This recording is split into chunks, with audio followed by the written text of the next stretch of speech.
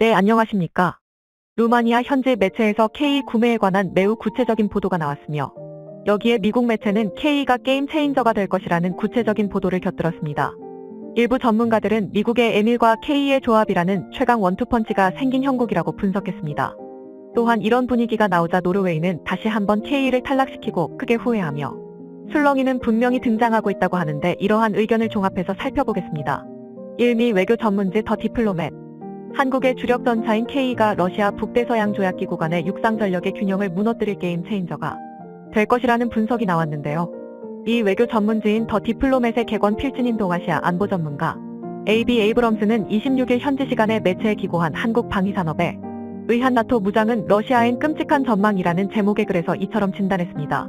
에이브람스는 기고문에서 지난 3월 폴란드 육군이 배포한 사진은 한국산 K 흑표 전차로 실탄 사격을 연습하는 장면을 담았다며 이는 이 전차들이 작년 7월 주문한 지 불과 8개월이라는 짧은 시간 안에 놀라운 속도로 실전 배치됐음을 보여준다고 말했습니다.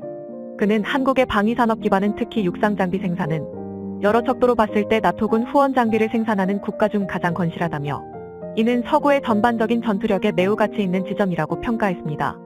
한국에 직접 우크라이나에 군수물자 지원을 하고 있지는 않지만 경쟁력 있는 한국 방위산업의 존재가 서방국의 우크라이나 전력 지원 능력을 배가시키고 있다는 설명입니다. 실제로 폴란드는 K 전차 K9 자주포 등 최신형 한국산 무기를 구매함으로써 기존에 보유하고 있던 러시아산 및 독일산 구형 전차를 우크라이나에 제공할 수 있었습니다.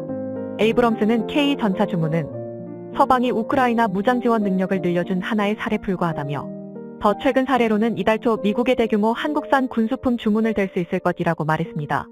미국인 한국산 탄약을 대량 구매함으로써 미군이 비축한 기존 탄약을 나토군에 보낼 수 있었다는 것입니다.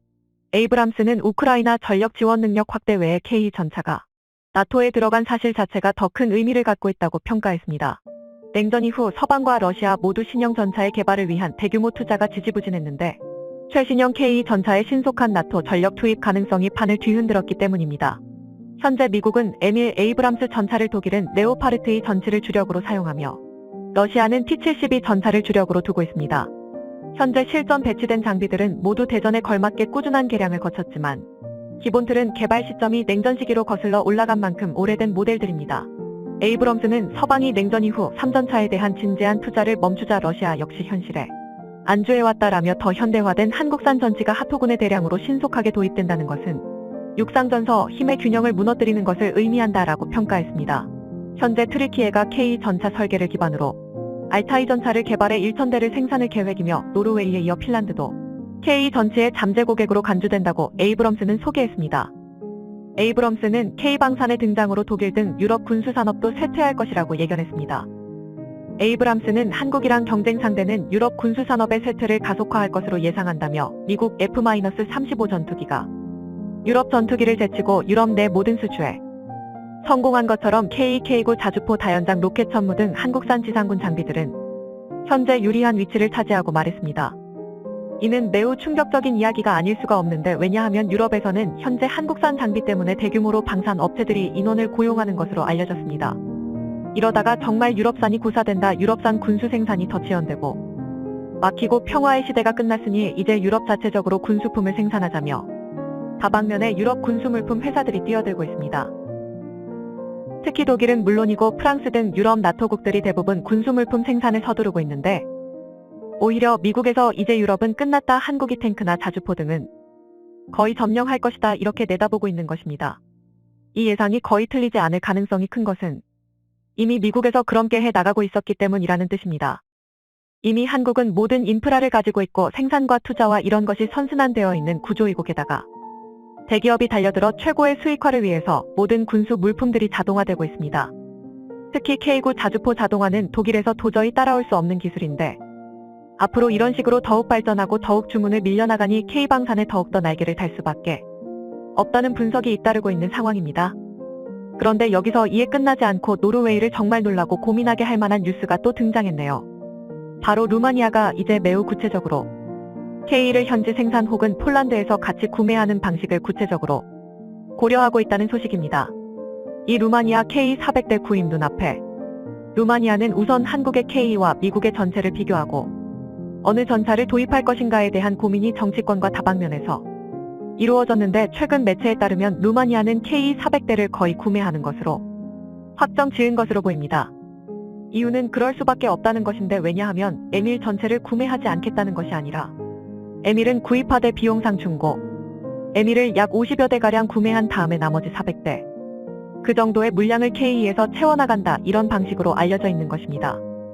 또한 그러한 것은 폴란드가 KPL 전체를 800대가량 생산하는데 그 물량 중에 약 400대가량을 받을 수도 있겠다. 우리가 직접 받을 수 없다면 폴란드에서 생산된 물품을 동시에 구매하겠다는 뜻으로 알려져 있습니다.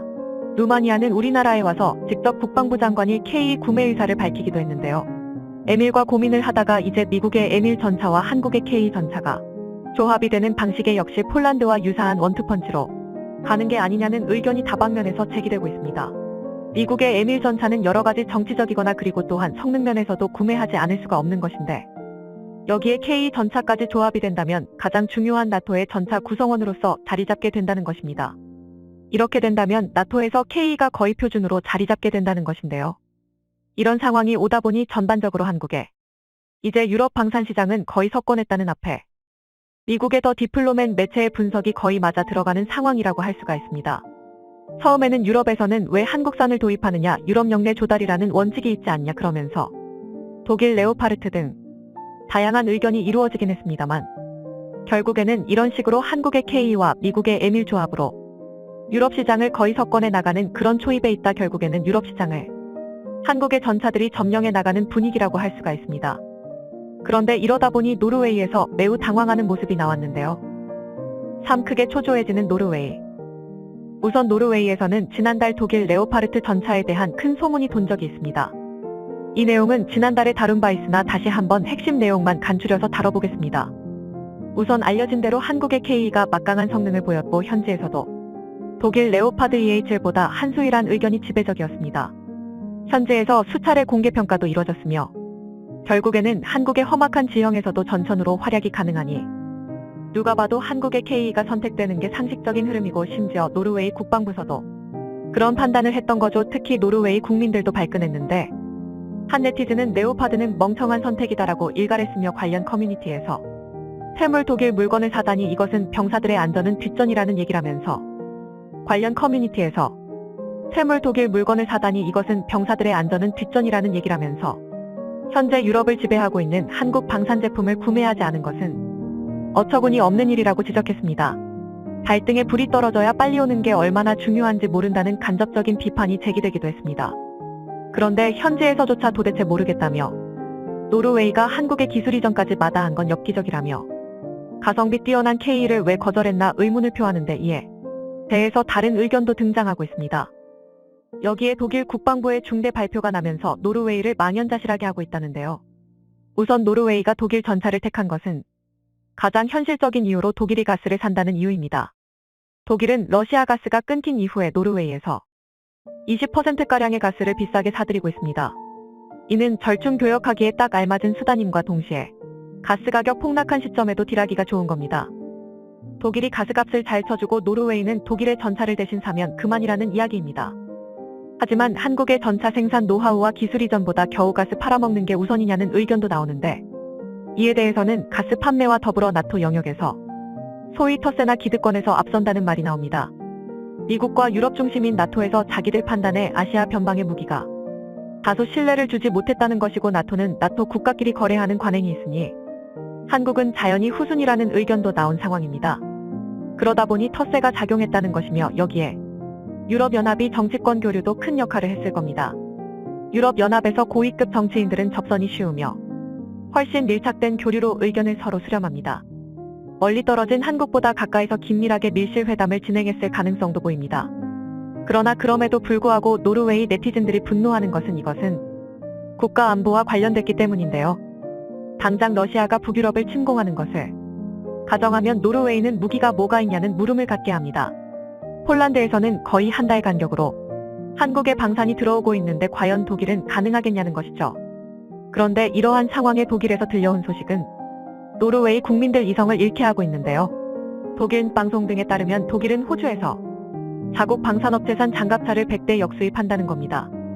독일 방산업체 라인메탈이 호주 현지에서 생산하는 다목적 장갑차 복서 100대를 드리기로 했습니다.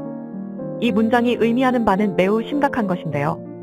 당초 라인메탈은 호주 브리즈번의 세운 공장에서 호주군에 납품할 군용 차량을 생산할 예정이었습니다만 러시아의 우크라이나 침공 이후 늘어난 독일군의 군비 증강 수요에 부응하기 위해 이곳에서 생산하는 장갑차를 독일군에 먼저 납품하기로 결정했다는 겁니다. 독일 매체들은 이에 관해 독일과 호주 간의 깊은 신뢰로 이뤄졌다는 등 정치적 칭찬만 늘어놓았습니다. 그러나 이 뉴스를 접한 노르웨이에서는 한국과 크게 비교되는 모습에 우라통이 터져버렸는데요. 예를 들어 한국이 K9 자주포가 없어서 이집트에서 생산에 한국에 도입하게 된 꼴이라고 비판한 겁니다. 한국은 자국의 생산 시설이 없거나 모자라서 해외에 마련해놓은 시설에서 역수입한다고 하면 아마도 국내 누리꾼들에게 세금 녹는다 혹은 귀를 의심했다라며 놀림을 받게 될 것입니다. 세금이 녹는다는 것은 역수입함으로 인해 단가가 올라가고 호주 근로자들을 활용한다는 이야기입니다. 독일 정부는 이에 25조 원을 투입할 것으로 보이는데 이 역시 천문학적 금액으로 판단되고 있습니다. 자국 무기를 자국에서 생산 못하고 해외 기지에서 외국 근로자 임금과 세금 덤터기를 쓰며 들여오는 것이죠. 물론 독일 잘못이라고만 비난을 할 수는 없는 것은 그만큼 평화에 길들여진 일반적 국가의 모습으로 항상 접시채 있는 한반도와 나라를 지키는데 한순간도 게으를 수 없는 한국과는 차원이 다를 겁니다. 그러나 이제 노르웨이에서는 전쟁 다 끝나고 그제서야 탱크 들어온다며 불만이 가득한데요. 독일 국방부에 따르면 독일 장갑차 복선은 2025년에 받게 된다며 2년 뒤에나 도착한다고 얘기했습니다. 지금 러시아는 우크라이나와 전쟁 중이며 이 전쟁이 언제 끝날지 또 확산될지 가늠이 안 되는 촉박한 상황입니다. 이러한 중대한 상황에 독일은 2년 뒤에 장갑차가 100대가 우선 도착한다며 느긋함을 보이는 겁니다. 한국의 경우에는 계약하자마자 3개월, 6개월 단위로 탱크가 도착하면서 박수를 받고 있는 판국의 독일은 자국 장갑차를 독일 생산도 불가능해서 호주에서 역수입하며 쩔쩔매고 있는 것입니다. 아무래도 이와 같은 국면은 폴란드에서 진작에 눈치채고 한국과 계약한 이유였을 것입니다. 그들은 독일은 물론이고 미국의 패트리어트 미사일조차 10년이나 기다렸지만 도착하지 않음을 알고 있었습니다.